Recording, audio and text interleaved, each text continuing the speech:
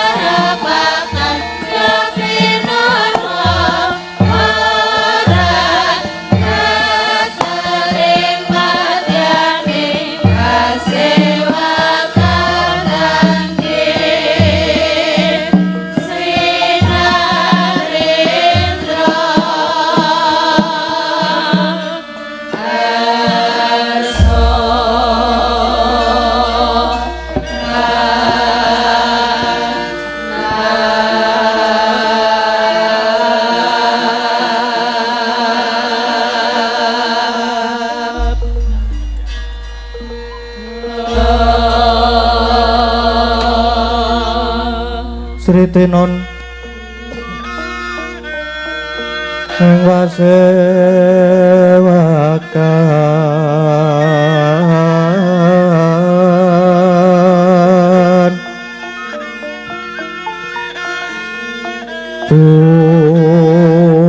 busana maneka warna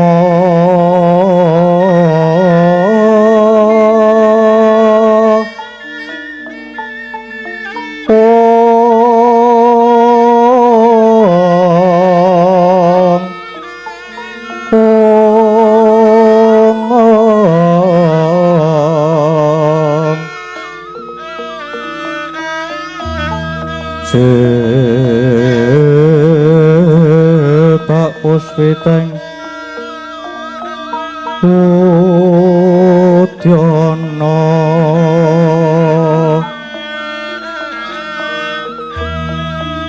yang banjerasaro Rokma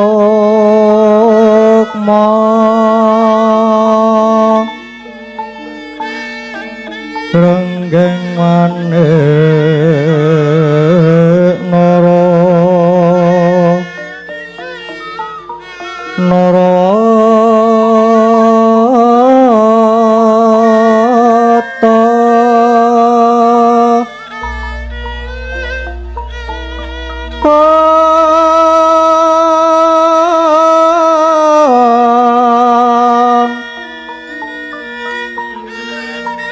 Prabanya sumirat Prabanya kang sumirat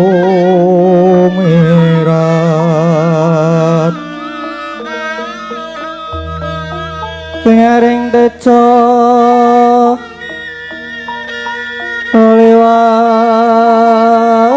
liwaran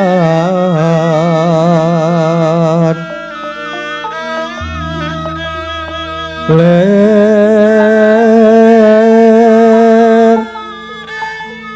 ki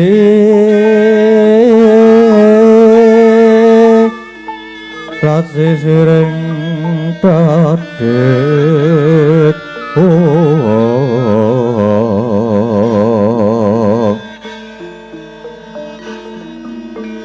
pimbuh kekondombre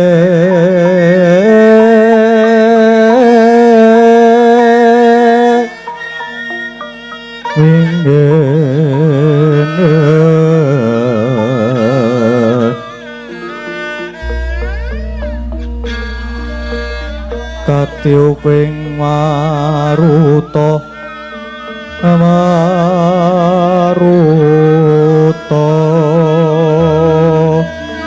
bondo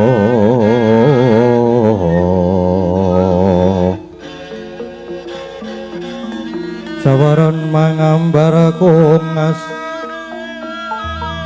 ngepeke madyaning pasewakan tandya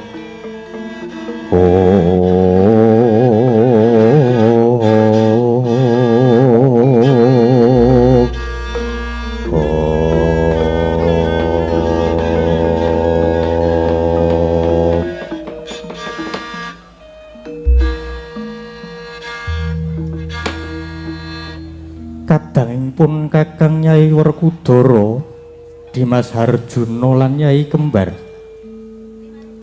Yai sakti nireh ning wis gumolong cipta rasa lan karsanipun Kakang lan Siadi ora liya muhung angesti kaweningan murih tinampa dening Jawata pun Kakang lan Siadi mbudidaya supaya Kanjeng Rama Prabu Pandhu lan Ibu Madrim tumuli kantasna saka pasiksaning Yamaniloka Yai ora ketang seklimah pun Kakang mundhut panemune Siadi Sena wah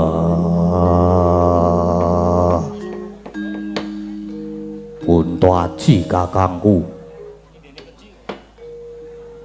gegayuhan luhur sing kaya mengkono mau pantes sineng kuyung dening kabeh para sedulur. Mula dikepiyake wae. Nadyan taunana windanana. Aku sago ora bakal jugar smedi lamun tapa ingkang dadi niat tuluse para Pandhawa mau durung diudaneni dening keparenging para Jawata. Kowe Prabu Nadyan Arjuna ugi mekaten. Menawi perlu kula badhe nderek sumusul wonten kayangan, menawi dewa ngeparengaken kula badhe sumusul dhateng Rama Prabu Pandhu miwah Ibu Madrim. Kowe Prabu. Duh Kowe Prabu. Nadyan pun kembar namung tansah nderek menapa keparengipun Kowe Prabu. Yai pun Kakang nedha nrima ya kaya mengkono iku Yai. Woing gegulang kalantipan lan bebuden ngelingana pun Kakang lan si Adi iku sinebut Pandhawa tegese Pandhu lan Hawa. Persasat sarirane Kanjeng Rama ingkang jumeneng ana ing Ngamarta iki. Raga lima wujude Puntadewa Werkudara Arjuna lan kembar dadi atmajaning Nalendra ingkang wus kawentar kawicaksanane lan pambegane. Mula Pandhawa kudu bisa tepa palupi. Mula Yai aja lali welingipun Kakang mungguh wong urip ana ing alam padhang iku mung kudu tansah ngegungake marang bebuden. Krana bebuden iku dadi tirta adi ingkang bisa nyirep marang kasangsaraning panguripan. Bebuden iku kaya dene andha kencana ingkang nyantosani mancat. Bebuden iku dadi pawitane titah jumangkah marang jagating kalenggengan lan uga kanthi bebuden iku dadi bebeteng ingkang kukuh pengkuh ingkang tembene bakal mbabar saka tresna marang sak pepadaning urip. Mergaya bebuden iku dadi wit gedhe kang ngrembuyung bakal bisa awuh daya kawibawan. Mula kang suka iku Yai rening si Adi wis manteng lan tunggal tekad marang pun Kakang aja nganti kendhat meminta marang panguwasan ingkang akarya jagat. Muga-muga Kanjeng Rama lan Kanjeng Ibu tumuli diapura sakabehing dosa kaluputane lan kapapanaking swarga langgeng Yai. Sigra-sigra yen Brahmana kanca sigra ngraketa nawang sesangka.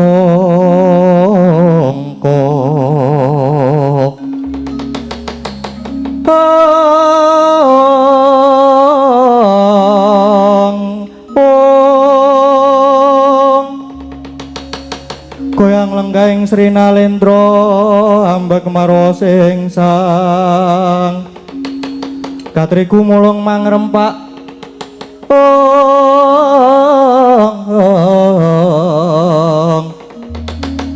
katriku mulung mangrempah ing aja guroda guroreka giri-giri guroda guroreka giri-giri kumregut makut mangajab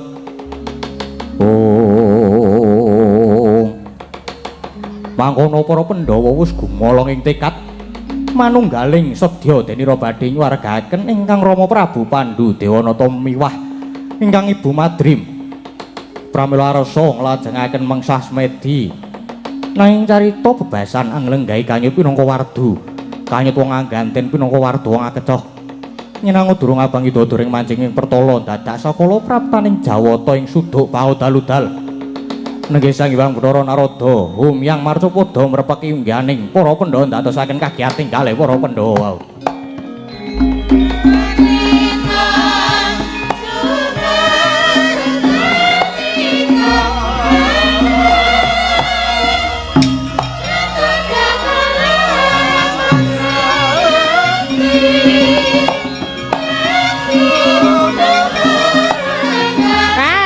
Kencang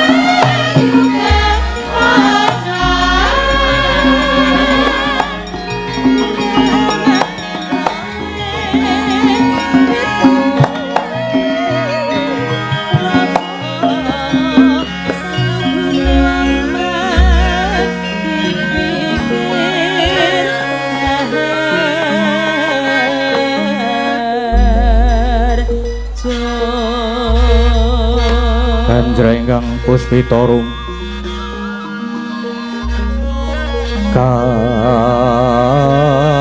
kasiliring samirana amrik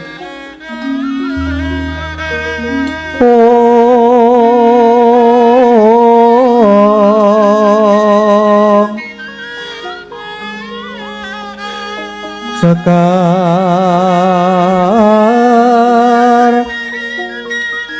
kadung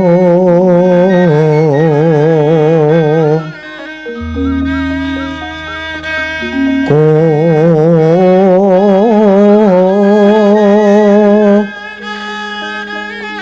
ngas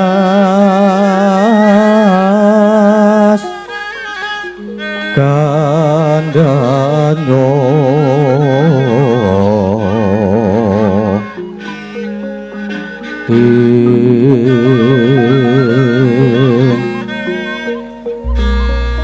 maweh raras ratnaning driya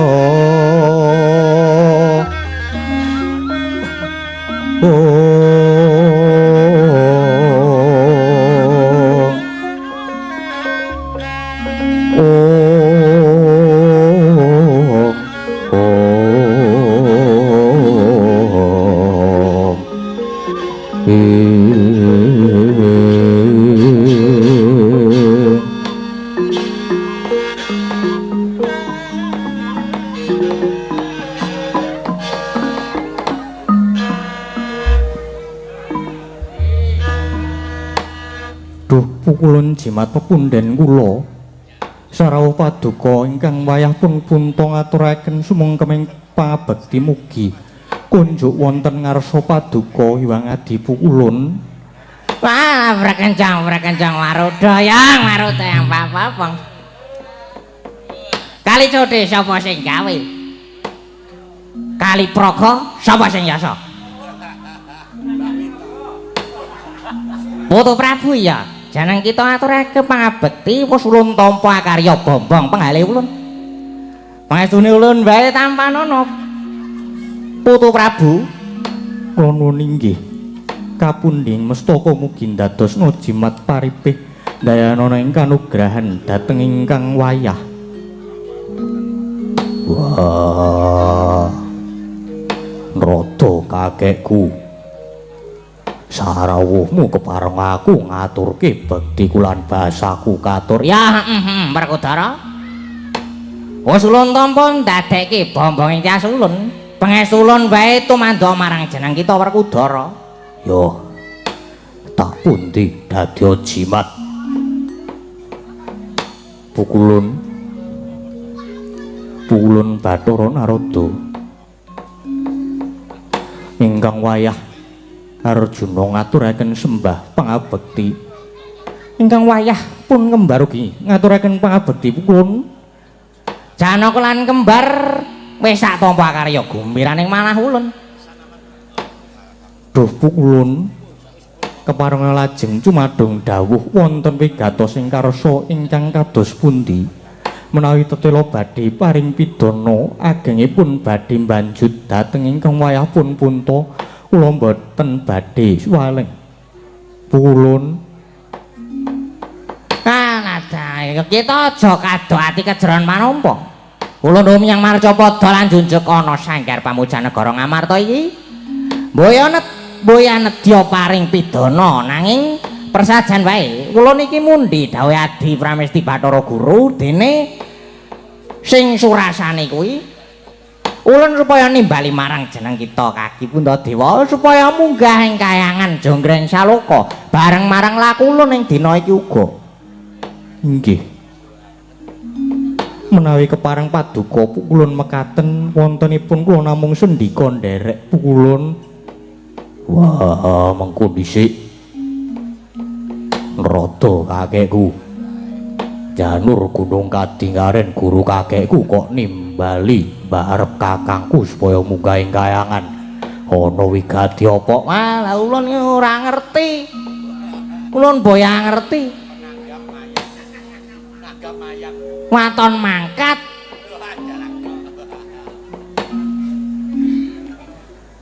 Ora wurung iki mengko dadi perkara ning yen ulun pedharake kok nyatane kedadane kaya mengkono. Jare ora ngerti. Ya jane iki ngerti gimik. Werkudara, ulun iki ya mung didhawuhi supaya nimbali kakangmu Puntadewa. Rasah dadak jiku perkewuh mara Gage Wedarna yen Punta Aji kakangku arep ditimbali ning kayangan umpamane arep diparingi bebungah banjur lelabuhane apa ingkang nate ditindakake dening Punta Aji kakangku. Wah, Gage Wedarna.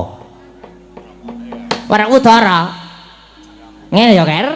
Sejatine ulun iki ora sumurup ingkang sanyatane, munggo apa wigatine dening Kaki Prabu Puntadewa ditimbali ning kayangan. Merga ulun iki mau ya mung sadema nampa dawuh. Wah, dewa dikongkon nimbali titah kok ora genah perkarane.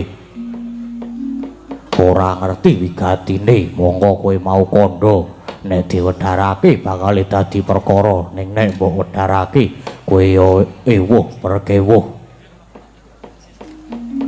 Saiki rasah dadak nganggo perkewuh Gage Wedarna, apa sing dadi karepe guru kakekku? Wis, ulun ngandhake ngarep yen ulun saderma mundi dawuh supaya nimbali tok.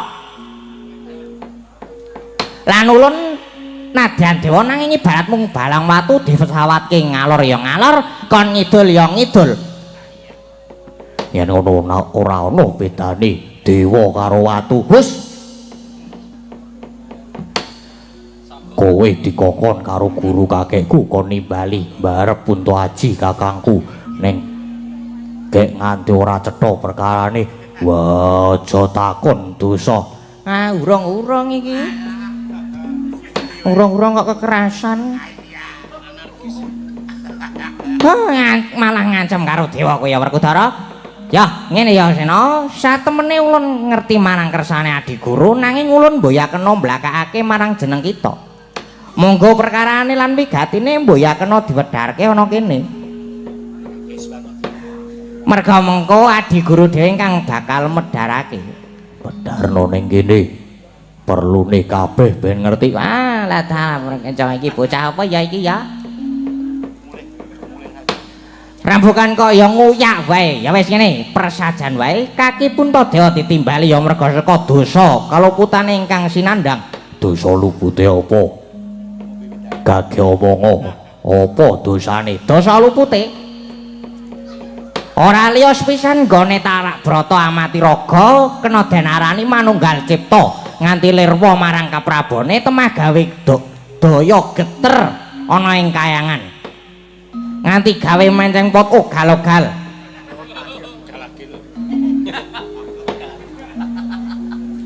Piye? Pot ugal-ugal Galagil. oh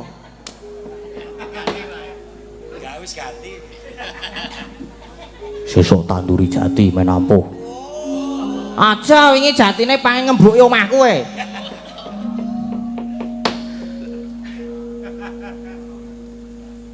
Lah dalah. Wow, ora dewa tak tapuk. Get-gete wong.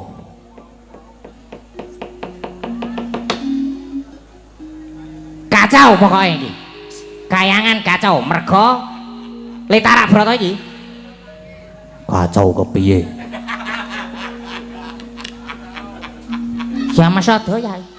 Wah, perkencang Warudaya. Ngel tenan iki karo Werkudara angel. Ngel rasah garap. Ah, ulun makayangan Mengko ndak lakone rampung.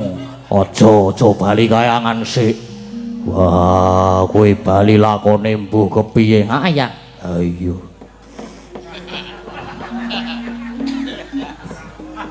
Kaping pindho Dak Surapatrape si Puntadewa merga wani mapaki derajate tataraning para dewa. Kuwi Werkudara, Buktine kon ngendi? Buktine apa? madeg jumeneng Nalendra nanging mboya nganggo makutha, malah nganggo gegelung keling. Mangka ingkang menang nganggo gelung keling iku mung Bathara Darma lan para wasupitri ingkang wis katarima subratane tur jiwane ya brahmana setengah dewa mongko Puntadewa iku jiwane Nalendra ingkang asipat satriya lah kuwi dianggep deksura patrape wah biyen-biyen dawuh apa nalika Puntahaji dadi ratu ngrenggani negara Ngamarta kajeke dewa ingkang nekseni nanging napa saiki ngungkih perkara iki biyen ewuh apa wah kok saiki lagi diundha mono kang mengkene ketok nek nerada kakekku mung golek-golek perkara kowe mung golek-golek salahe kakangku wah yu bloko wae jane wiwit nerada kakekku mau rawuh aku wis cubriya Puntahaji ditimbali ning kayangan merga dianggep luput ning lupute apa ya ora cetha nek lupute cetha sak karepmu arep dipidana nanging yen mung arep digolek-golekke lupute wah aku sing ora trima lan aku tak takon umpama Puntahaji kakangku arep dipidana banjur apa pidanane marga saka gedhening kalumputan Puntadewa saka kepareng Adi Guru bakal dipidana lan tanpa beda kaya Sudarmamu bakal dicemplunge Yomani Loka Jaja muntaplir kinetap netra kocang ondarandir hidupnya mangolo cokro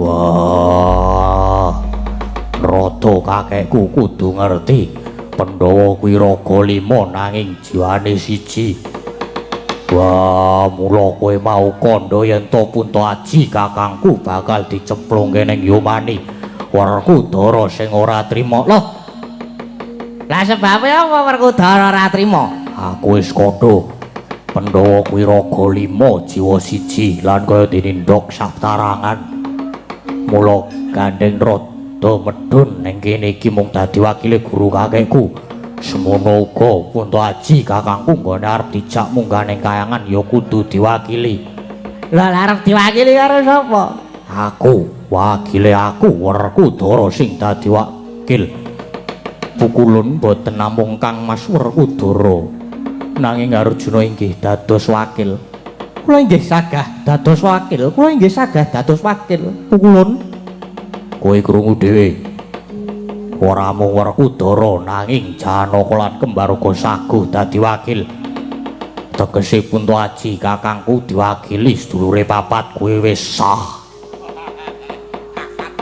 mula ayo kake adepno pukulun Bathara Guru tak adepane mengko ana apa-apa tak tanggunge wah iki yo pahit iki sing arep napa mau kuman iki Puntadewa lah kok malah kita bocah papat sing arep makili nek oleh yo wong papat iki sing munggah ning kayangan ning yen ora oleh diwakili malah sisan Pandhawa 5 ora munggah kayangan Sena gandeng iki sing nandhang kluputan pun Kakang mula aku wae sing sowan ana ing kayangan Pak iki perkarane ora cetha tegese diomong arep golek-golek perkara mula rada kakekku wah oleh ora oleh Pandhawa papat ingkang kudu munggah ning kayangan makili Puntahaji kakangku lah piye Putu Prabu Punta inggih yen mekaten kula sumanggaken pukulung ya wis yen ngono Pandhawa papat ya kadang-kadang kita ulun nganti munggah ning kayangan dadi wakil kita babar pisan ulun minta pamit ya Nger nedya makayangan maneh nganti kadang kita papat inggih pukulun sembah kula miring jengkar paduka ya Werkudara genggal pamit wah Puntahaji kakangku aku njaluk pamit munggah ning kayangan dadi wakilmu ya Di Surtiti ngati-ati aja ninggal duga lan prayoga Prabu Kula nyuwun pamit. Kula inggih nyuwun pamit Koko Prabu. Kula inggih nyuwun pamit Koko Prabu, adiku di sing padha praitna ngati-ati ya adiku kabeh wae.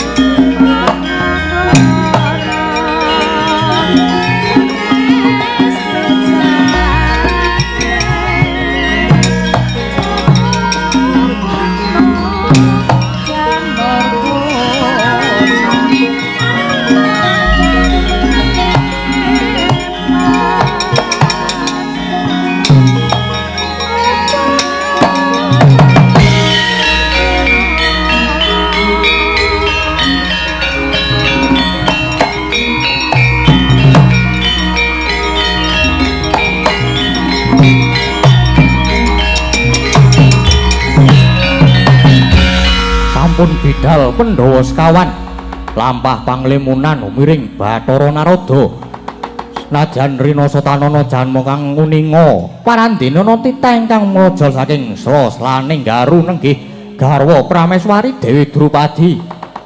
Sawetawis sang Dewi Drupadi nadyan lamat-lamat mireng pirembaganing para Pandhawa bilih sedya den banjur Dewa Mila sang Dewi sigra manjing sanggar palanggatan ngrungkepi pepadaning sang nata sarwi ananging sesengguhan kaulas harsa anggung taruna. Koko Prabu.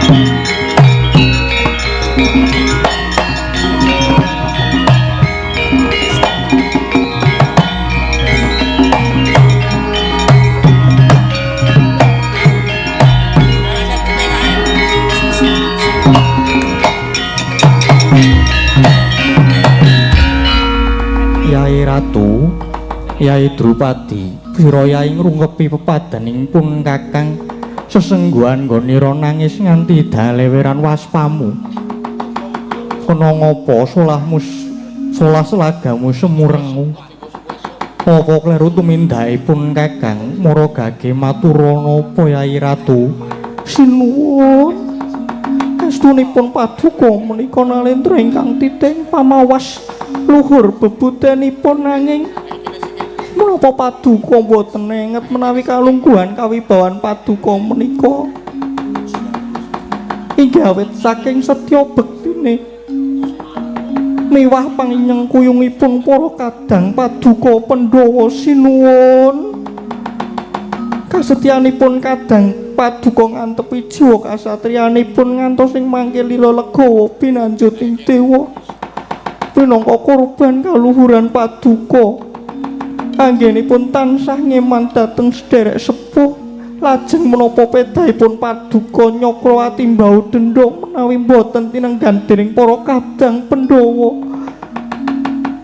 menawi boten tinenggan dening para kadang Pandhawa ateges anggen paduka ngenyam kamukten tuwin nglenggahi kawibawan menika anca-ancik dhateng kasangsananing para kadang Pandhawa sinuwun.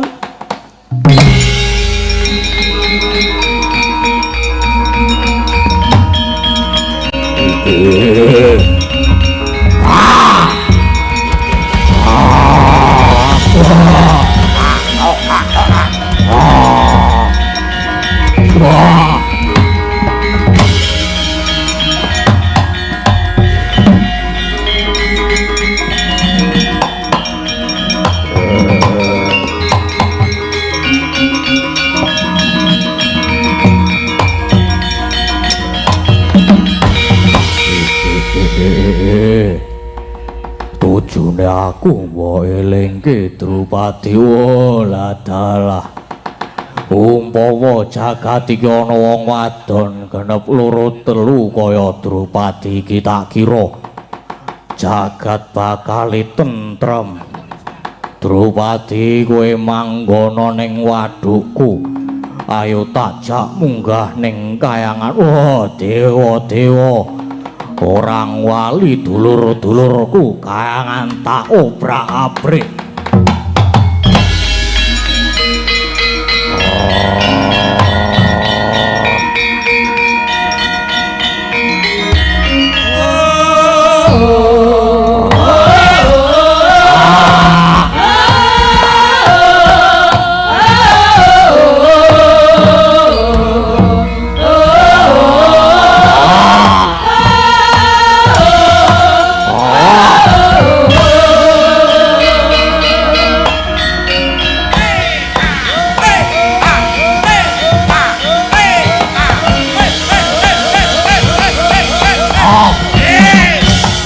Waduh.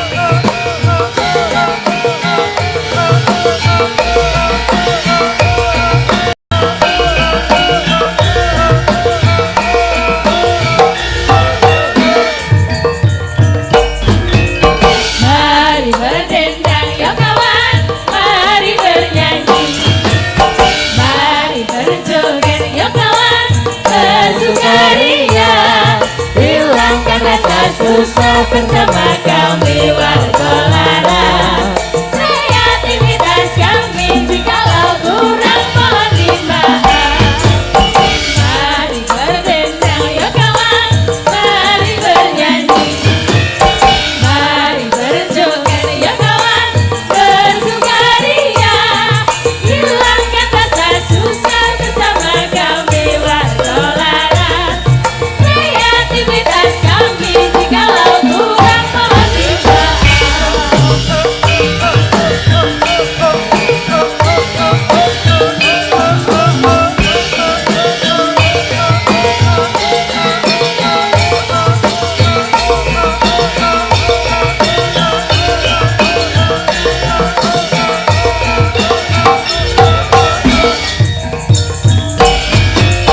Mari berdendang ya kawan, mari bernyanyi, mari berjoget ya kawan, bersukaria. Hilangkan rasa susah bersama kami warga lara. Kreativitas kami jikalau kurang penerimaan. Mari berdendang ya kawan, mari bernyanyi, mari berjoget ya kawan, bersukaria. Hilangkan rasa susah bersama kami warga lara. Kreativitas kami jikalau kurang penerimaan.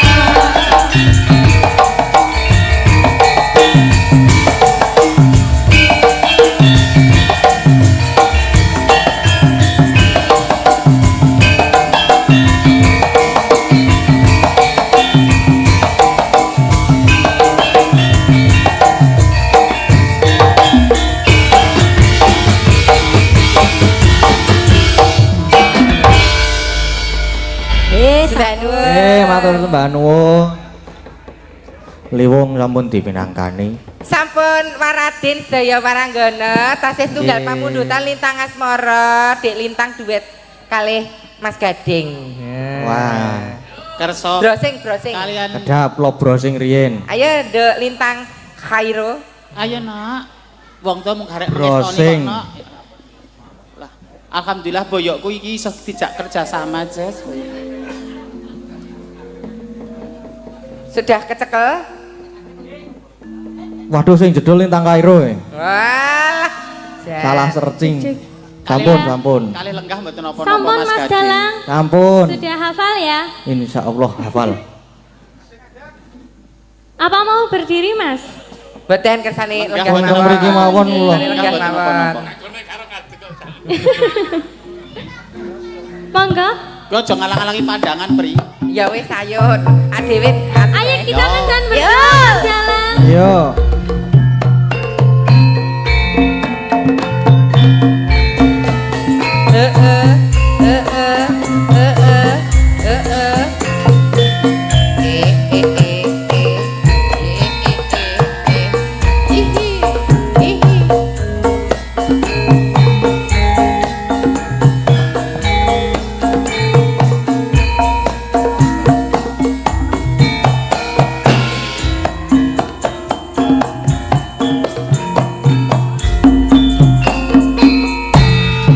Siang pantoro ratri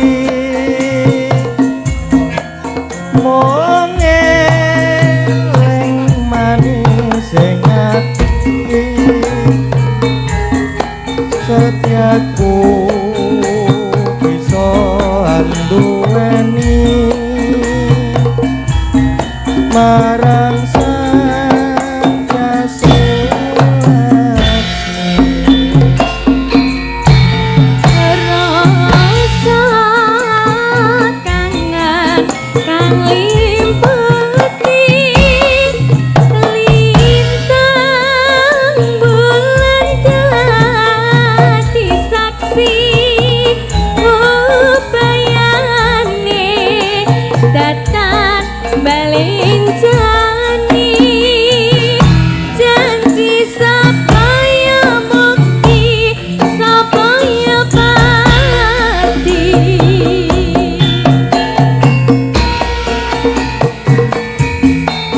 jaket mas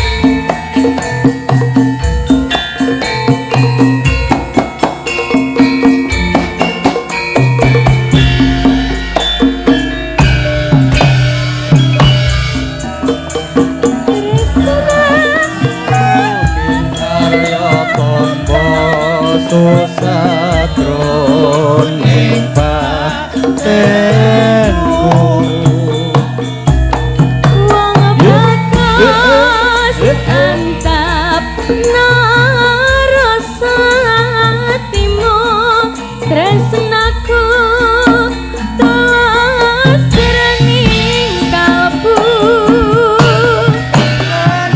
Senadyan ngarungi banyu sekoro Serasaku ora bakal no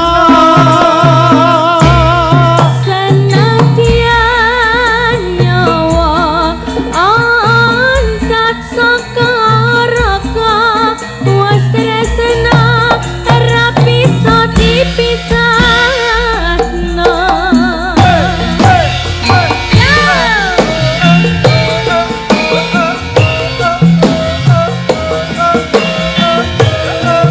ada Mas Gading Hey, hey.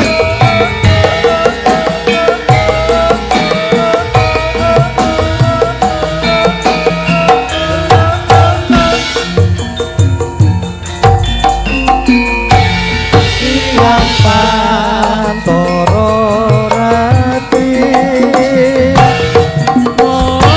mongeleng manis ing ati setiaku bisa duweni marang sang Tyas Laksmi Rasa kangen kang liputi lintang bulan dadi saksi upayane datang balenjani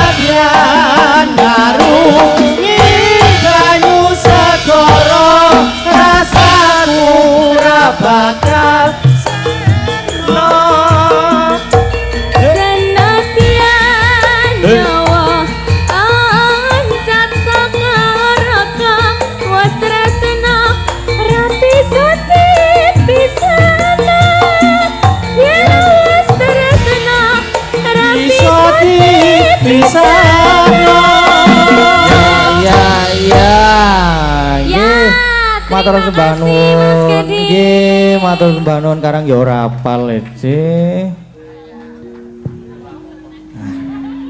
Apa-apa sesuk neh. Lah nggih. Wis, pripun iki? Sampun niki mungkin sing dereng dipinangkani teng gara-gara melih. Ngaten. Nggih. Sembah nuwun Dik Gading. Nggih. Daya kru warga Laras. Laras, ugi Kru Dalang Dalang Seno Seno Channel. Mugi-mugi Dalang Seno Channel sansaya ngrembaka. Anjayeng Bawono. Anjayeng Bawono. Dipun tresnani penggemaripun. Nggih. Sehat-sehat. Nggih, amin, Lancar anggenipun amin. ngangsu kawruh. Dik Gading mugi pinaringan sukses. Nggih, amin. Lancar ngantos tancep kaya. Amin. Kathah lepatipun atur nyuwun pangapunten. Nggih. Damat gawe gapura menawi lepat nyuwun pangapura. Satu pesan dari kami, tetap cintai seni dan budaya. Jauhi narkoba dan Dekati waria. Sembah nuwun. Nggih, matur sembah nuwun. Tan samara pamoring sukma. Sukma sinukma winaya ing asepi sinimpun tolong ing kalbu. Pambukaning warana dalan saking leplaping aluyup pindha pasating sumpena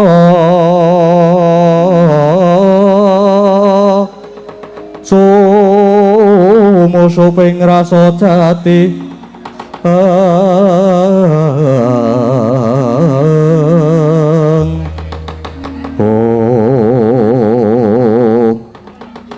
Sinegak semanten ketika capo ingkang wonten sak jawining pagelaran Negari Ngamarta. Para putra denira sami anyeranti timbuling para pepunden Pandhawa ngantos sami cumengklungan persasat ngentosi kumambanging watu item sileming baeta gabus.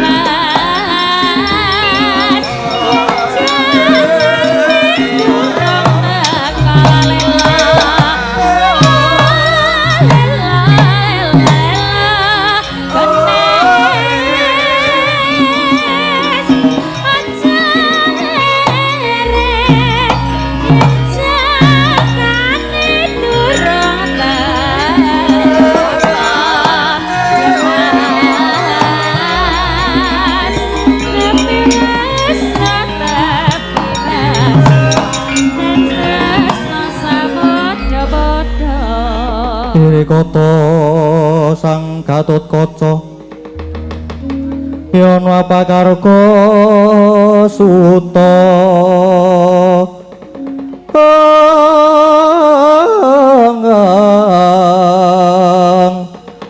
Takapira kersa manahar muji sakti nira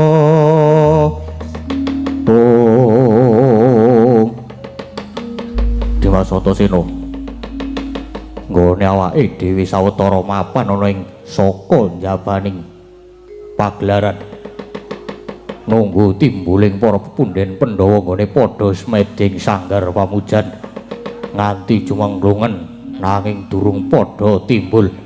Ya Yai, kok para pepunden nganti suwe nggone padha smedi Yai, Kakang Gatot lan Kakang Antarja. Nalika semana aku sing nampa dawuh saka Bapa Werkudara yen para pepunden Pandhawa iki nggone padha smeding sanggar pamujan iki sejatine padha duwe gegayuhan ya kuwi kepengin nyuwargake Kanjeng Hyang Prabu Pandu lan Eyang Dewi Matrip. Yo. Nanging kok nganti suwe banget ora tumuli jugar smedine. Walah ya mbok yo sabar to, Kang. Mbok menawa durung wae padha antuk pituduh saka dewa. Pokoke sing sabar wae lan awake dhewe ning kene sing bagus po njaga utawa ngreksa kawilujengane. Kagiat risang kawirangu Yanggul kempet dosang retnaning pawono apa ya iki Dimas kok ngerti-ngerti bumine upaki ana apa Kang kok lupa banter banget ya Kang wow lho apa iki nganu ki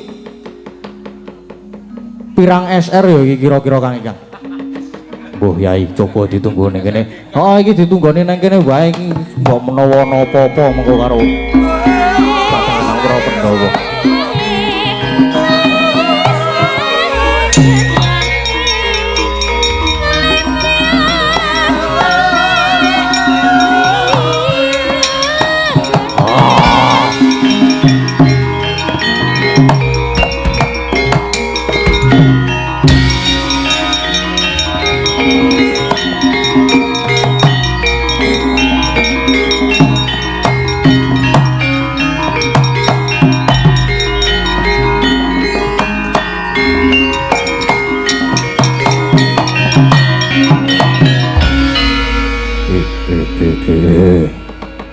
Harjoko blae iblis lanat padha jeg-jegan. Wah, kowe kabeh anak-anak Pandhawa padha sumingkira. Edian. Gedhe tenan.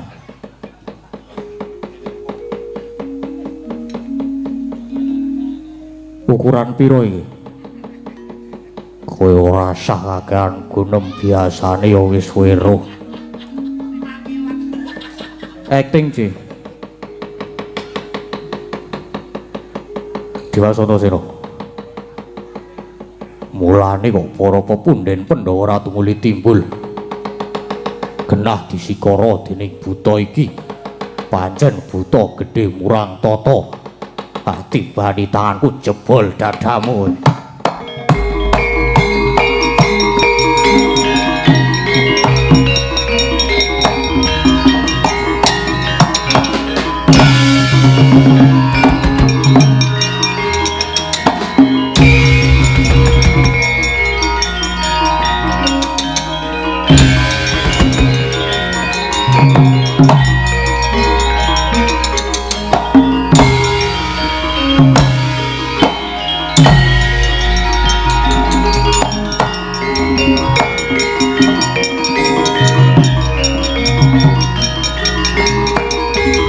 coloke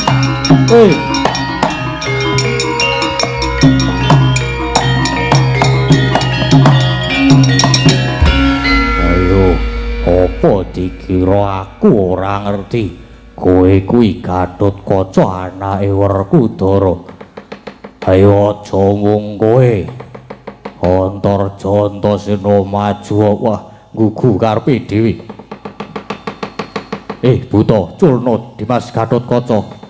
Kang, wis ta percaya karo aku, kowe aja maju sik. Nek maju ya ora urung, ya mung wirang kowe iki. Wis aku wae. Ayo culna dhisik kuwi. Diculna dhisik Kakang Gatot.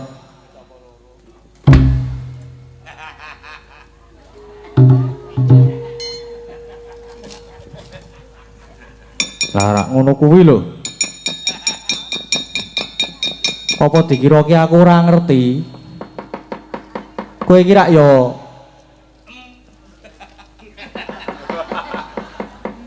sapa? Kowe kira ya Wasami Aji to kok dadak dadi buta barang ki lho.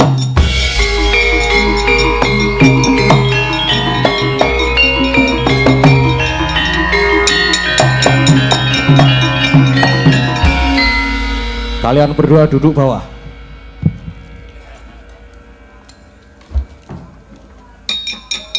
Nah, ngono kuwi.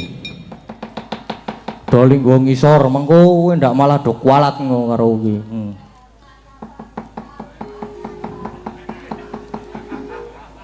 Kaya apa Antasena? Ora ngerti aku yo an. Kok Dimas ora wedi karo buta iki? Lho ora krungu apa? Aku ngomong apa? Genah iki buta iki apa iya Dimas? Sinten?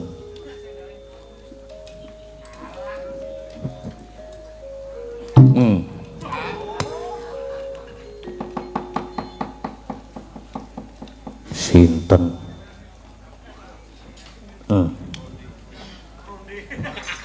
Waduh, mati aku. Ora digapak-gapake kok mati to iki? Aleman nek masaku. Pade elok mendadak dadi buta barang iki. Wah, lah dalah. Pancene Antasena ki ora kena diapusi. Yo. Aku dadi buta merga pepundhenmu, bapakmu, makmu Jile Arjuna lan kembar iki digawa munggah ning kayangan. Arep dicemplungke kawah Candra di muka mula. Tunggune negara Ngamarta aku tak munggah kayangan. Dewa-dewa ora gelem wali adik-adikku. Wah, tak gulung kayangan.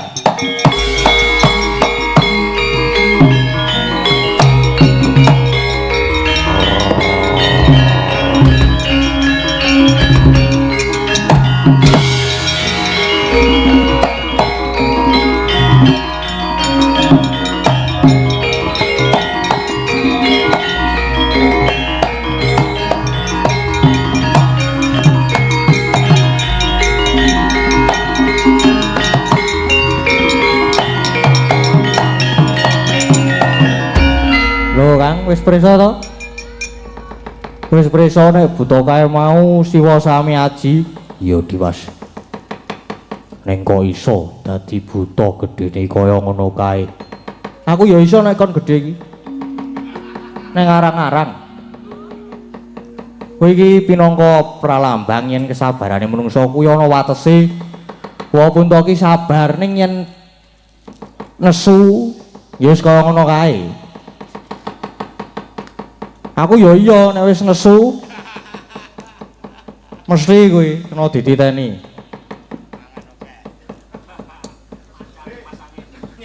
Mancali macem-macem. Iso gedhe dhewe ngono kan. Apane Dimas ora. Anu nyali. Iki lho. Mental iso gedhe dhewe. Banjur prayogane, kepiye Dimas? Wis saiki ngene wae. Iki para pepundhen Pandhawa padha munggah ning kayangan sing baka awake dhewe saiki ngreksa negara Ngamarta. Aja nganti ana ingkang bakal mbebudhek banyu bening ya prayoga mengkono ngreksa karaharjaning negara Dimas.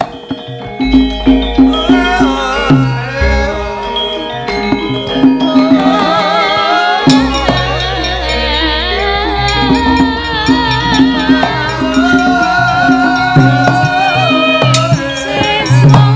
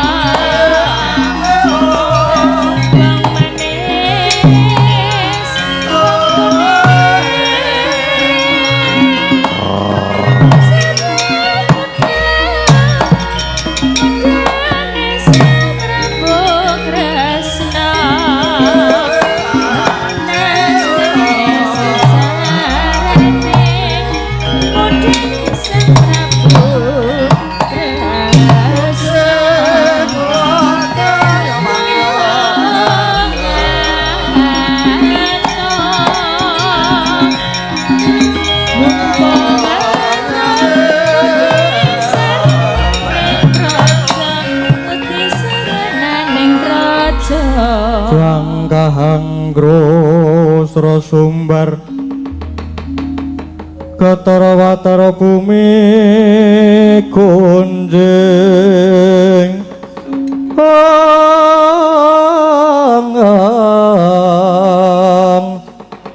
Waludo guntur ketuk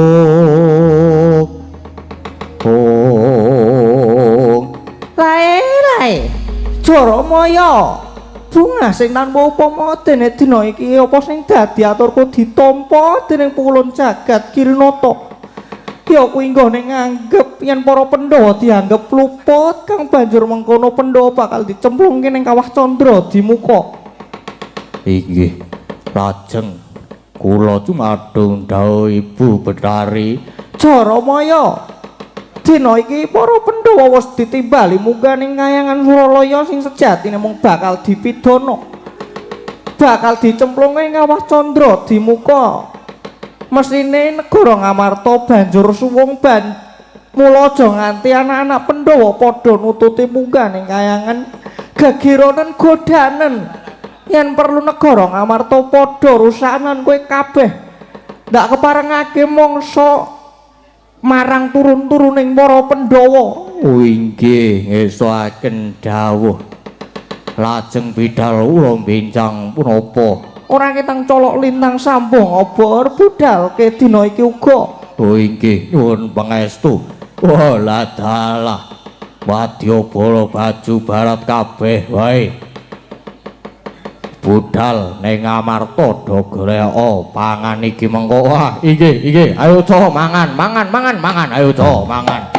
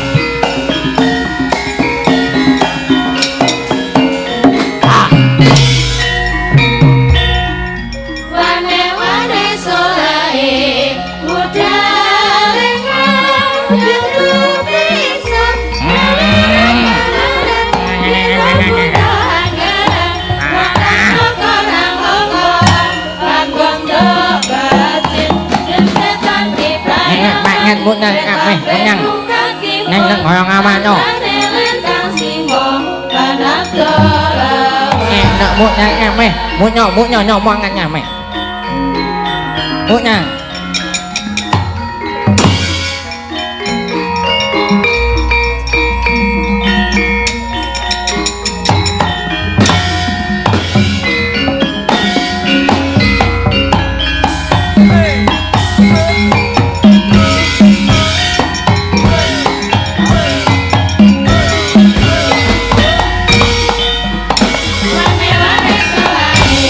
Budal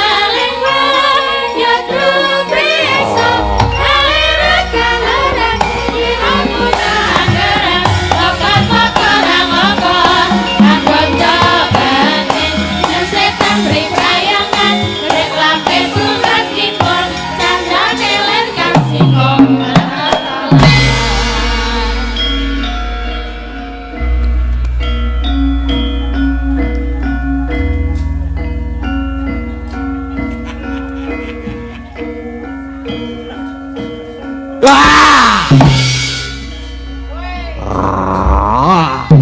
As. Oh. Oh, ah.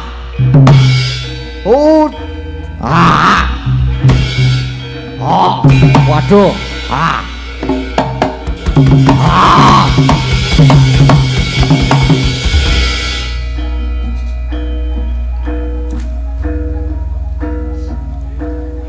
Wah! Butone wing sita. Wah! Ora masalah. Ah!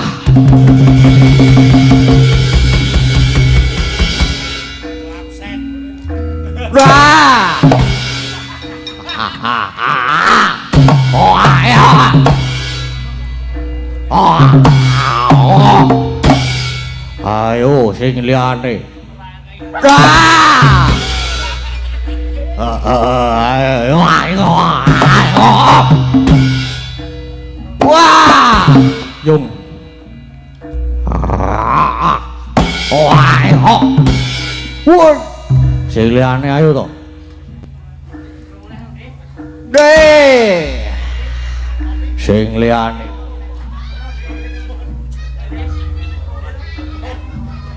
Lah salah. Ora masalah. Oh, oh. Ah. Oh, oh.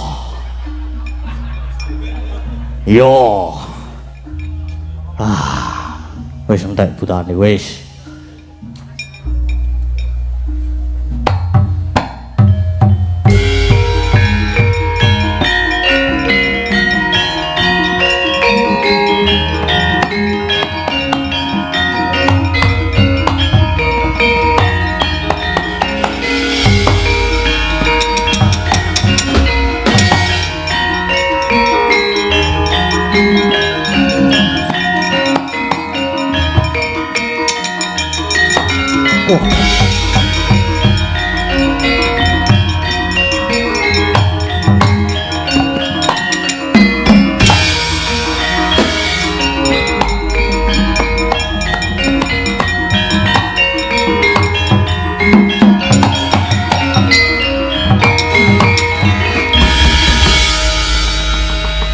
Sangkahang grosro sumbar Ketara lindo bumi kunjing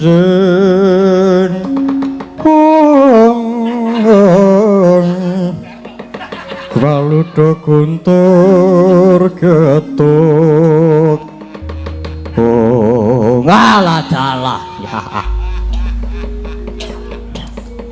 lagi wae mlebu ning negara Ngamarta. Teko iki ana ingkang methuke aku, apa kowe weruh karo aku?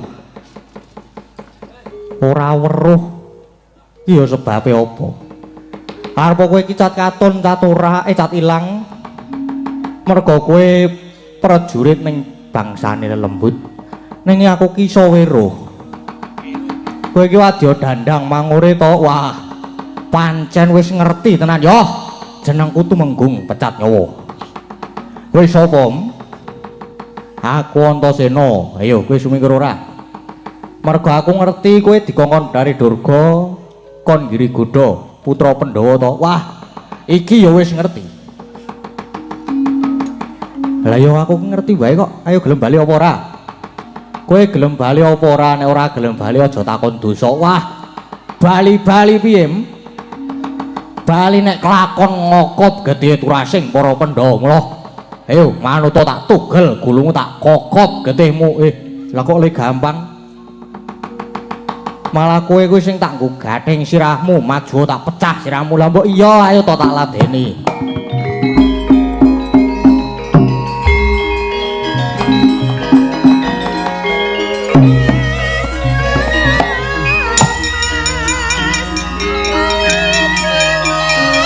As. Oh. Wah.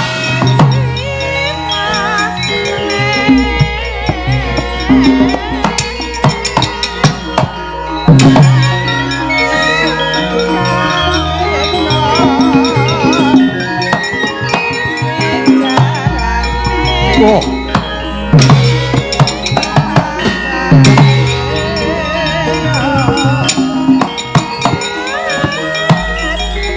Ayo, mantep mo.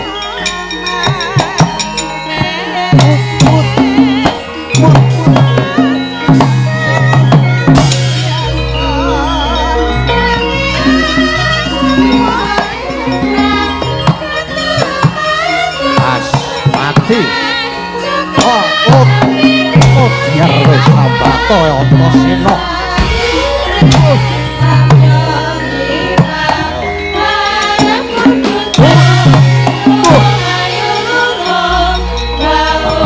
Major ini.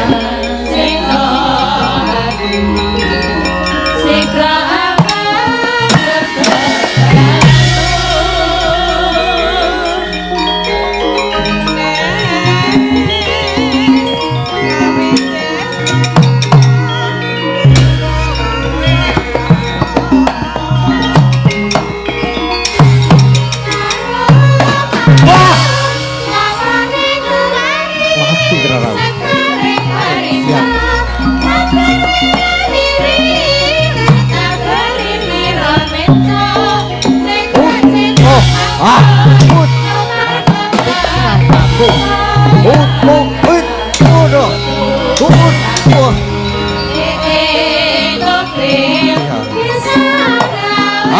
Candhak kowe ora iso. Wah. Iya. Wah.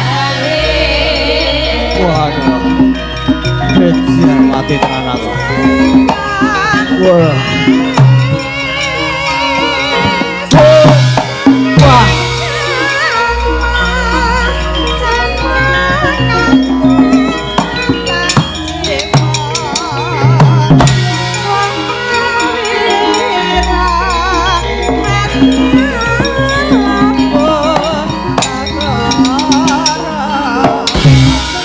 Aduh. Bejar.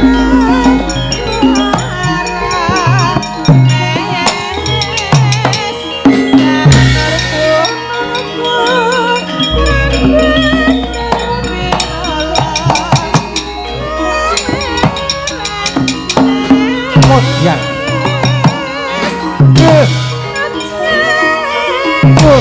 Nyoburi. Modyan. Mati sirah.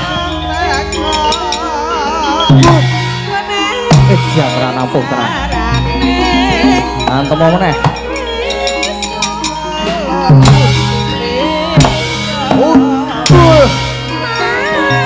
Waduh, mati tenan aku.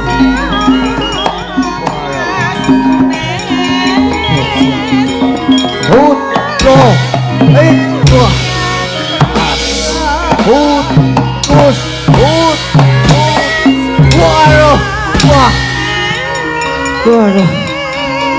mati aku. Waduh.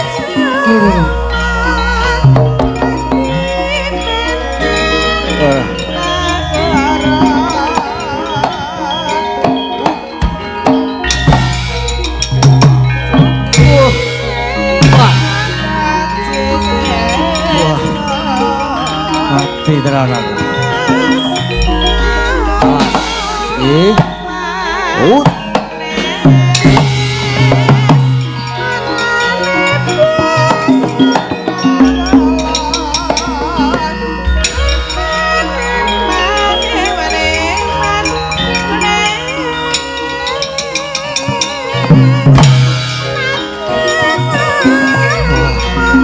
Aduh.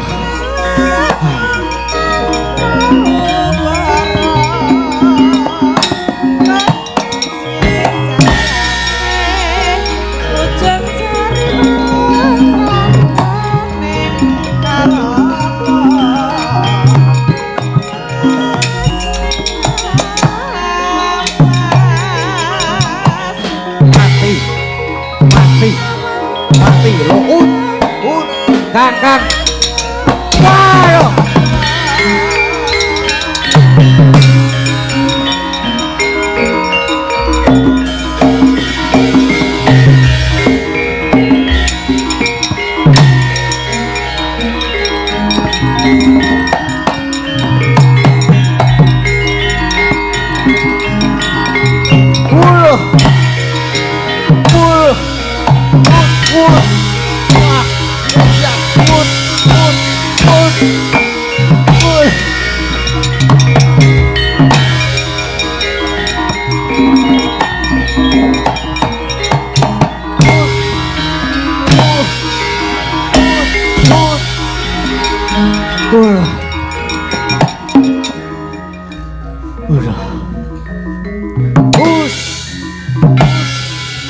Waduh.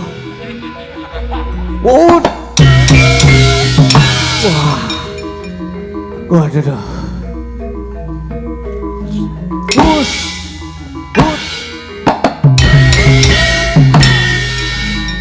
Kejar. Aduh.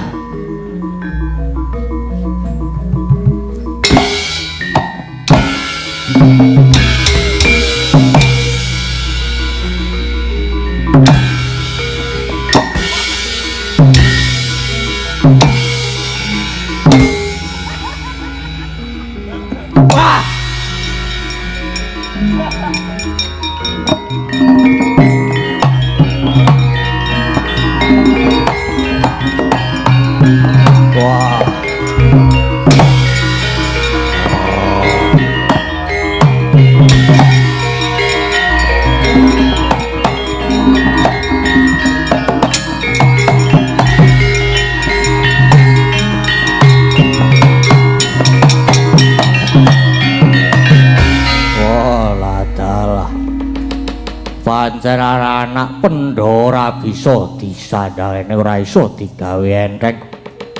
Wah, sawetara iki mundur dhisik wae.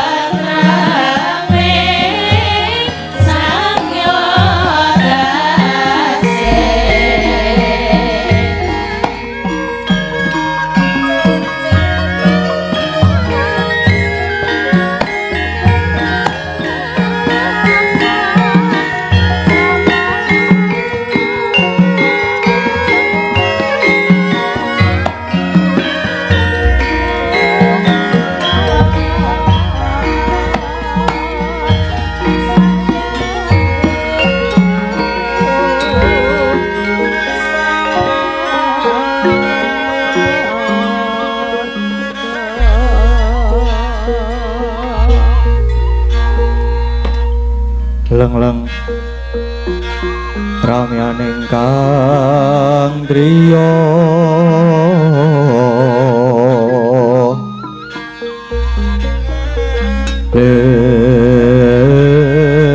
Rewang Candra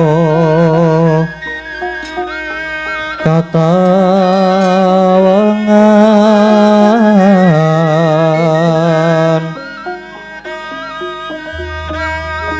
sumo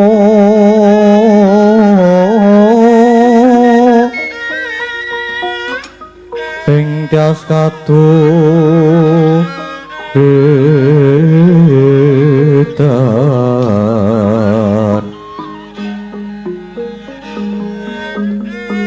limut kapyataneng rujek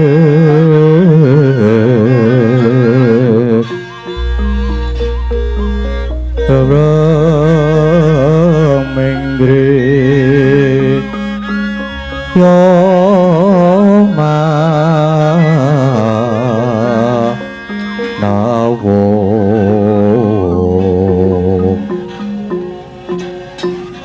Kekunging iwang wi Seso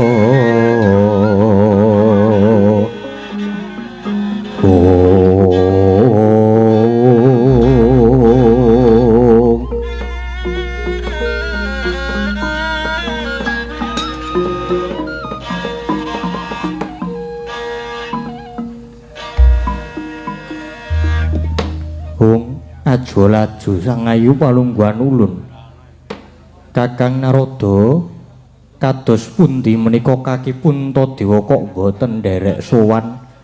Wah, perkencong Waruda yang Pak Pong Bu bolong kali codhe sapa sing gawe. Nuwun sewu Adi Guru, mugi dadosna kawuningan Adi Guru. Nalika semanten kula wonten ing Sanggar Palanggatan Negari Ngamarta. Pancen pinanggih Pandhawa gangsal ingkang nedheng talak brata.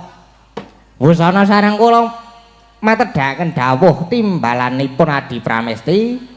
Menika Werkudara tumuli matur yen to sowanipun Pandhawa dipun wakili kadangipun sekawan inggih menika pun Werkudara Janaka lan Kembang. Pramila ingkang raka nyuwun pangapunten dene kula mboten saged nyuwanaken pun Puntadewa Adi Guru. Kakang Narada dados mboten marakipun Puntadewa menika sebab pinambengan Bratasena. Inggih, langar mekaten Adi Guru. Praegipun dangu nanging nuwun sewu kula aturi ngatos-atos lho, Di. Krana mbok menawi mangke Werkudara sampun gadah wangsulan ingkang awrat lan Werkudara mboten saged mboten dipun ninggahi. Sampun kuatos ulun menika ratuning para dewa. Inggih. Kula namung ngemotaken krana kula nyipati piyambak bilih Werkudara menika pancen titis saestu. Om ilahing astu nama sidam wayah ulun Werkudara. Wah. Guru kakekku kepiye? Ana dawuhmu apa? Ing antarané wong papat iki sapa sing dadi juru wicara? Aku. Kabeh perkara mengko aku sing wangsulan.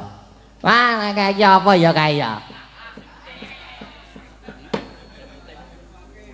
Pun boten sah dikekes Adi Guru. Kek diteruske mawon. Yen wangsulanmu mengko nganggo dasar ingkang maton lan tak anggep bener, kita wong papat bakal luar saka Pandhawa.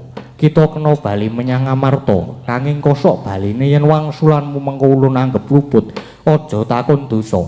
Kita bocah papat kudu nampa pidana minangka wakiling Puntadewa ingkang pancen luput lan kudu nampa paukuman. Kepiye Sena? Mengko dhisik aku tak takon karo guru kakekku. Mapane tembung bener lan luput iku kepiye? Dununging kepiye? Sena, apa darunane dene jeneng kita ndadak takon mapane bener lan luput? Yo. Merga sing tak anggap bener kuwi durung mesti bener. Tumrap kaki guru semono uga sing tak anggap luput durung karuan luput kanggone kaki guru. Mulane babagan bener lan luput iki mengko kudu tak genahke dhisik wates-watese. Sebabe apa iso wae sing bener tok luputke, sing luput tok benerke. Apa meneh yen isi atimu mung lambaran gedeng keburu sengit, wah kabeh wangsulan mengko mesti mung sarwa luput. Ya ora. Lah ngono. Rasain lo. Sing adile malah diadili iki mengko. Kakang Narada kula aturi kendel. Ampun ngregoni Werkudara. Bener iku ana 3 perangan. Benere dhewe, benere wong akeh, lan bener sejati. Lan ing kene ulun nganggo bener sejati. Kepiye wangsulan ulun iki apa kita wis bisa nampa? Wah, yen pancen kandhamu kuwi pancen lahir batin tenan. Muga-muga iki mengko iso jumbuh lan gathuk tenan. Saiki wangsul ana pandangan ulun, Sena. Kakangmu Punta kae kaluputan jalaran kumawani nganggo jeneng Puntadewa. Saiki gage jarwana apa werdine tembung Puntadewa iku? Wah, Punta kuwi tegese linuwih utawa luhur. Dewa kuwi tegese jiwa. Mula mbarep kakangku nganggo jeneng Puntadewa. Mangko werdi ratu ingkang kasinungan jiwa ingkang linuwih. Ratu ingkang luhur bebudene, merga buktine ya wis ana. Buktine apa Sena? Mbarep kakangku kae padha-padha ratu, nanging mung Punta ingkang duwe ambek sabar. Drana lila ing Bandalega ing Wati, ngendi ana ratu sing sabarane ngungkuli. Kaya mbarep kakangku, ngendi ana ratu sing nyawane dijaluk terus diulungke. Ya mung Punta kakangku. Mula ramu kalian panjenengane jejuluk Prabu Puntadewa, nyatane ya luhur tenan ambeke. Wah, guru kakekku. Sakarepmu nggonmu ngarani wangsulan kuwi kita anggap bener apa luput? Monggo. Wah, edan tenan iki Werkudara wangsulane tledak-tledok ning kok sarwa mentes sarwa bener. Ngatos-atos lho di guru. Inggih Kakang. Nanging Werkudara wangsulanmu kuwi luput. Werkudara menika wangsulanipun lepat. Lah, nah iya ta, tenan to. Bener ning diluputke genah golek masalah iki. Wah, ora kencang laweng. Wangsulane nganggo dasar bebener ya tetep diluputke. Sena, wangsulanmu iku luput dasare apa? Kok kaki guru ngluputke? Karo wangsulan kuwi dasare apa? Ya luput. Merga kakangmu wani nganggo jeneng Puntadewa kuwi ulun anggep wani nyahak wani nglangkai panguwasaning Jawata bakal ngungkuli lan ngendih kawibawaning para dewa. Yo sakarepmu nggonmu merteke. Nanging saka pangrasaku lan saka kapitanku Punta kakangku ora duwe niat nyahak marang panguwasanmu.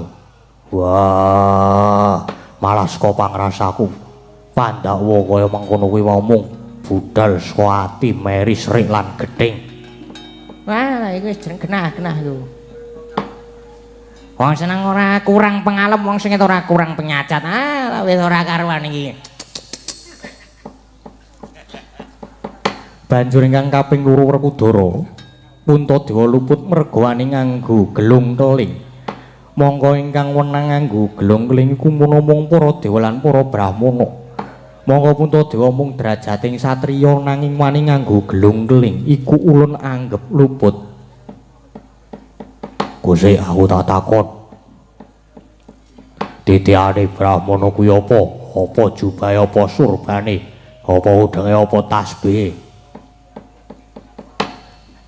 Titikan kabrahmanan ngono dudu jubah lan tasbih nanging pambegane lan wewatekane.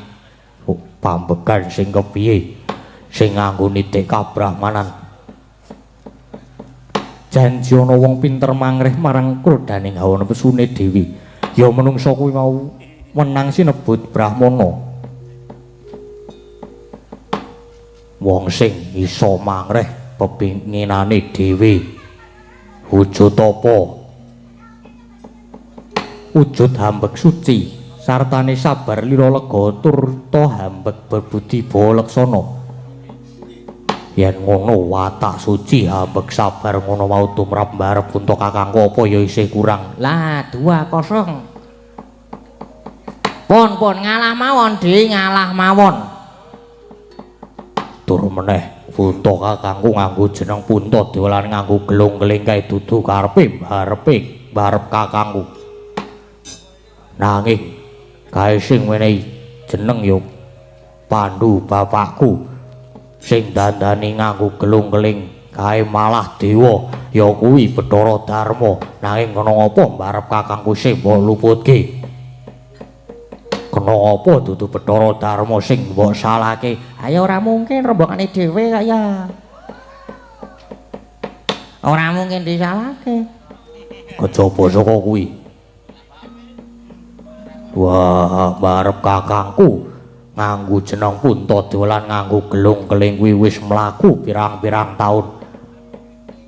Nanging apa nggonmu ngluputke kok lagi saiki?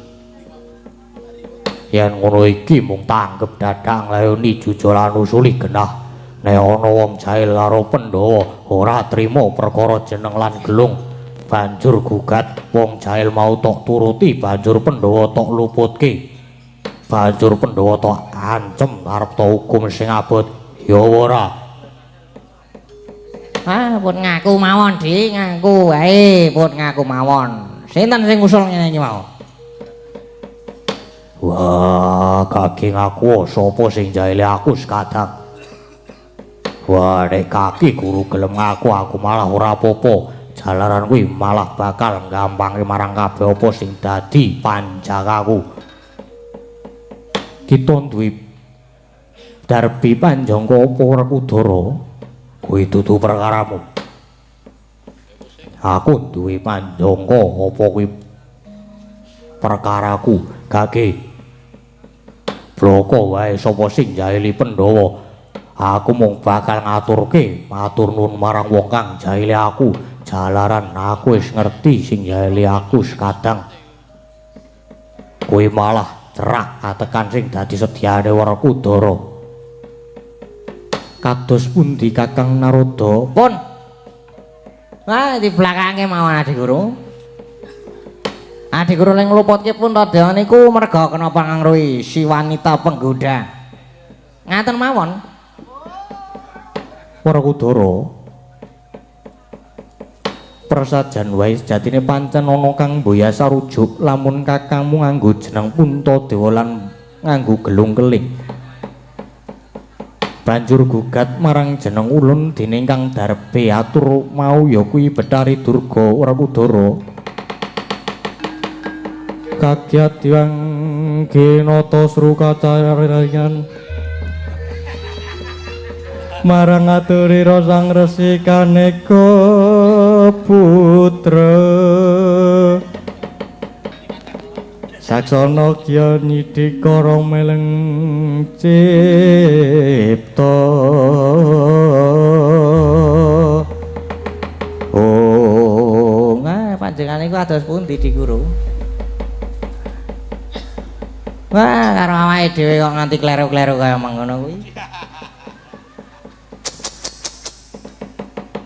Mbok ya mau ki nganggo cakepan sing liyane lah ya saged dadi Guru.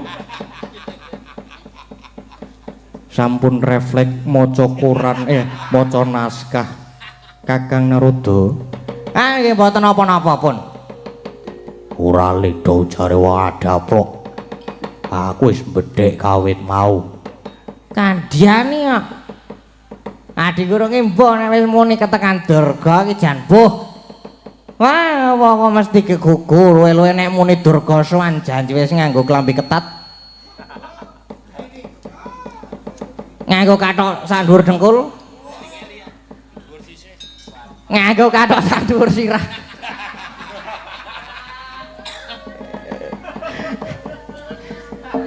Wah, jan wisan. Wah, jane iki ya wis pegatan. Neng kala mangsa iso sok diagem dibutuhke. Wah, gandeng wis cetha perkarane. Kanggo njaga wibawamu lan supaya lega atine Betari Durga. Gage ora sah sesuk-sesuk aku sak sedulur enggal patrapana paukuman sing abot. Saiki hukuman aku wong ilahing ya Werkudara. Ulun mung nuruti panjalukmu ya ing dina iki kita bocah papat ulun tetepake nandhang kaluputan. Dene kumawaning langkahe wenang ulun, mula banjur ulun patrapi pidana sing abot. Mung wae sena tibane pidana iki ulun balekake marang jeneng kita. Ulun paringi kamardikan milya kita bocah papat jaluk dihukum cara kepiye. Gage milya Werkudara. Wah, nek pancen aku kon milih, aku njaluk dicemplungke ana ing kawah Candradima. Kok wah caedan iki. Wah, Werkudara caedan. Anggapmu apa? Kawah Candradima iki nggon apa? Kuwi nggon panas. Nggon panggedhongane para yitma ingkang wis murut kasedan jati. Nanging ngundha wae pakarti nalika isih urip ana ing jana loka. Mongko panase pitung panas Madyapada lah kok kowe njaluk dicemplungke iki dan apa kepiye? Wah, lah iki kacau dadi lendut. Wis dadi awu. Dadi butiran debu kowe ngomongko. Wah, wis ben tak lakonane. Werkudara, yen mangkono Gage kita bocah papat enggal manjing ana ing kawah Candradima tumuli nyemplunga dhewe. Wah, yo. Jlamprong, kembar. Aja dile, ayo tak gendong nyemplung kawah Candradima le.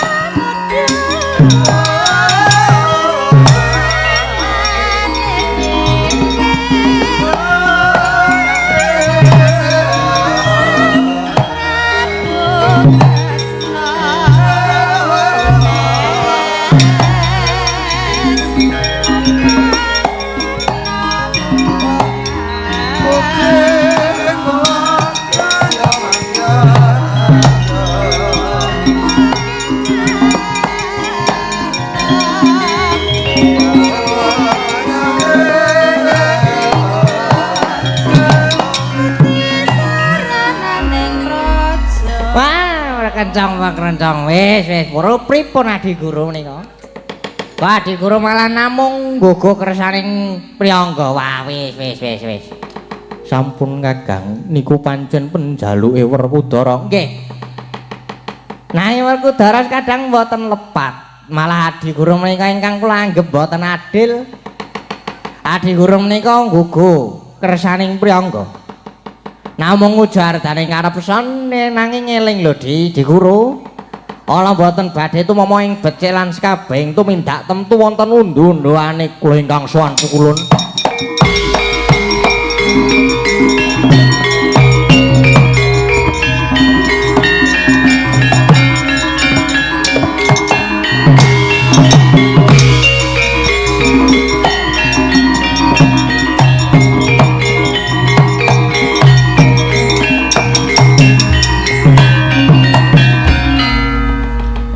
Suwan sajak sumengko iki Bathara Indra tanpa tinimbalan apa wigati apa.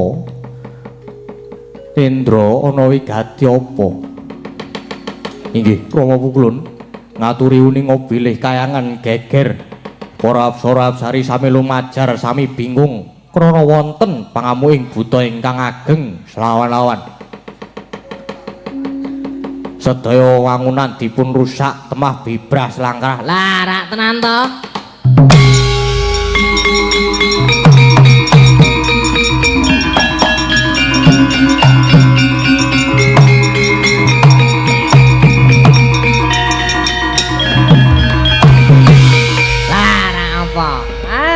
nembe mawon kula rerasan. Nes kabeh ing tumindak Allah niku mesti kemawon wonten undu-unduane. Lah niki kayangan ketekan buta ngamuk. Ora taya pripun saniki? Sampun Kakang Naroda, Surawati dawuhna marang kabeh prajurit Durandara supaya mbalik lan ngendhake marang buta iku. Inggih, ngesuaken dawuh nyuwun pamit pukulun.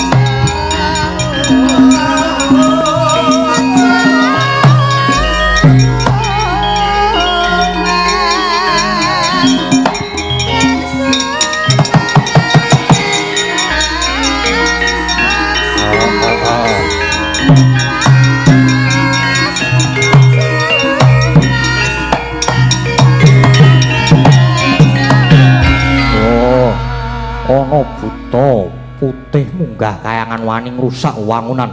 Kita sapa? Wah, dewa ora waskita. Aku ki Dewa Amral. Nganti gawe ora kori. Kori sela matangkep. Ngono kuwi. Ku arep ngopo? Wah, aku goleki Pandhawa papat tak kandhani. Dewa Kudara Janaka karo kembar tok delikke nendi ora minggat kelakon mati dening aku. Wah, kekula nguntal malah tak bleki kowe.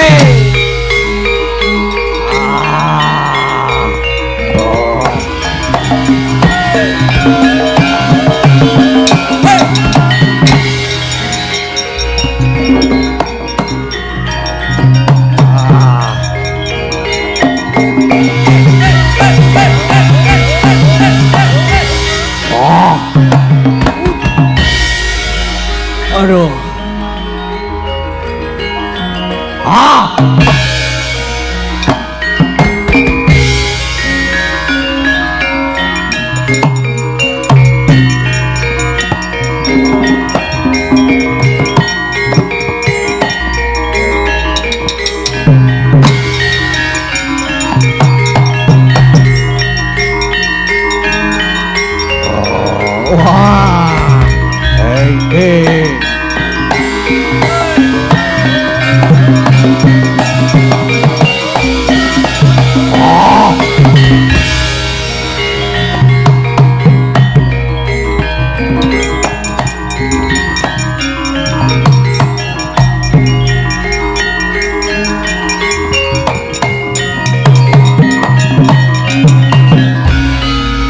Buta gedene semono ora duwe tata krama. Buta kok dadak nganggo tata krama. Ayo kowe Bathara Guru. Ya pancen ulun Bathara Guru. Kita sapa? Aku Dewa Amral. Tegese Dewa Amral ki Dewa Agung. Yen ngono kita bakal ngendih marang kawibawan ulun. Merga sing sinebut Dewa Agung kuwi mung panjenengan ulun. Kena ngapa kita iku titah wantalan badan wadak. Mongko apa wis diyu nanging dadak nganggo sesebutan Dewa Amral. Ora idep. Ayo Dewa Kudara Janaka karo kembar. Werkudara sasedulur wis dadi pamurba ulun. Wah, Dewa Nasar tumindahe kowe Bathara Guru. Kowe Dewa Nasar tumindahe tak gegulungku dadimu. Aja mlayu.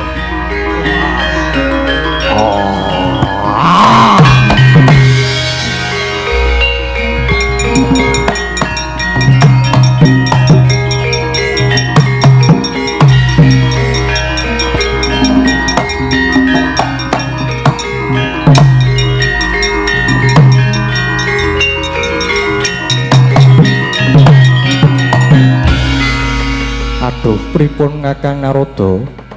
Jebul buta menika digdaya sanget. Lah nyandani kok. Wirangan to Kadi Guru.